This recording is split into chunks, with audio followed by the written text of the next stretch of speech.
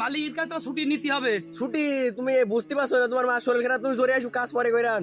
আচ্ছা ঠিক আছে, যে আমি কইয়ে যাই। আচ্ছা তাহলে ভাই ভাই আমার মার খুব শরীর খারাপ, আমার যাতে হবে। তোমার মা শরীর খারাপ তো আমি কি করব? আমার ওই কাম না হলে তো আমি জাতি দেবো না বাপু। ভাই মা তো তোমারও আছে, এত কঠিন হইও না ভাই, আমার ছুটি দাও, আমি একটু পরে এসে তোমার কাজ করে দেবো।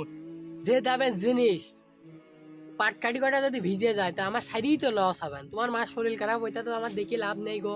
ভাই অত কঠিন হতে হয় না ভাই, মা তো তোমারও ছিল না, তোমার মা ভাই, তোমার আমি 5 বার বলছি ভাই, আমার হইলো যাত্রী দাও ভাই, আমার মার খুব শরীর খারাপ, তোমার কাজ আমি কাল করে দেবো ভাই।